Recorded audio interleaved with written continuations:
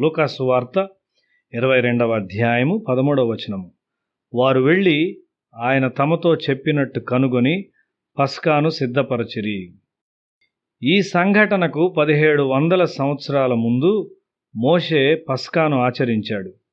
ఇశ్రాయేలీలు ఐగుప్తులో 400 సంవత్సరాలు బానిసత్వంలో ఉన్నారు.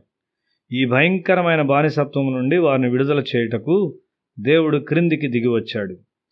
ఆయన హితబోధ క్రింద ఈ విమోచన కార్యమునకైన సాధనముగా ఆయన ఎంచుకున్న మనిషి మోషే. ఒక మచ్చలేని గొర్రెపిల్ల చంపబడినది. ఇశ్రాయేలీల ప్రతి ఇంటి ద్వారబంధముల మీద రక్తము పూయబడినది. ఇది భవిష్యత్తులో ఒక దినాన పాపము నుండి మనిషిని విమోచించుటకు చేయబడిన ప్రాయశ్చిత్త బలియాగమైన యేసు యొక్క మరణమునకు చిహ్నముగా ఉన్నది. మచ్చలేని గొర్రె పాపము లేని దేవుని గొర్రెపిల్లను సూచించుచున్నది. ఐగుప్తు అంతా చీకట్లో ఉన్నది. ఫరో ఇశ్రాయేలీలను అణిచివేయుచున్నాడు. వధించబడిన గొర్రెపిల్ల యందు విశ్వాసముంచుట ద్వారా ఐగుప్తీయులను ఓడించుటకు ఇశ్రాయేలీలు శక్తి కలిగి ఉన్నారు. వారిని విడుదల చేయుటకు వారికి రాజు లేడు గాని అబ్రహాము ఇస్సాకుల దేవుడు వారితో ఉన్నాడు. కల్వరి బలియాగపు దృశ్యము మొదట అబ్రహాము ఇస్సాకును దహనబలిగా అర్పించుటలో కనబడును. మనిషి లోకము నుండి పాపము నుండి విడుదల పొందాలంటే దేవుని యొక్క అద్వితీయ కుమారుడు మాత్రమే చంపబడాలి. మచ్చలేని గొర్రెపిల్ల రక్తమును ఉపయోగించుట మరియు చంపబడిన గొర్రెపిల్ల రక్తము ద్వారా విడుదలను నమ్ముట ద్వారా ఇశ్రాయేలీలు సాతానును మరియు చీకటిని ఓడించుటకు గొప్ప శక్తిని పొందుకున్నారు. ఇశ్రాయేలీలు ఎర్ర సముద్రమును దాటి ఐగుప్తీయుల బలమైన సైన్యము, రథములు, సైనికులు సముద్రములో మునిగిపోవుట చూచారు. యేసుక్రీస్తు రక్తములో నమ్మకముంచువారు పాపమును జయించుటకు శక్తి కలిగి ఉంటారు.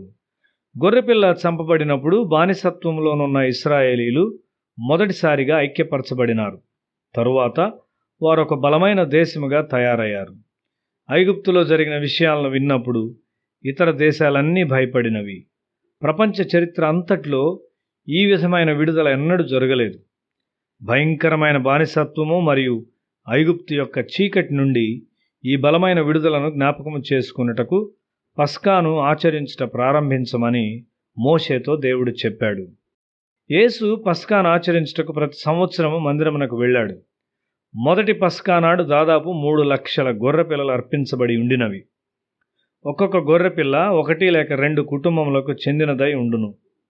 బూరలు ఊదబడినప్పుడు వారు మోషే సూచనలను అనుసరించెడివారు. రక్తము సమకూర్చబడును. తోళ్లు యాజకులకు ఇవ్వబడుచుండెడివి. ఎముకలు విరగ్గొట్టబడకుండా మాంసము వేడి చేయబడును. వారు బల్ల చుట్టూ కూర్చొని పులియని రొట్టెలను మాంసము మరియు చేదైన కూరలతో తినడివారు. యేసు అదే భోజనమును విశ్వాసులందరికీ ఏర్పాటు చేశాడు.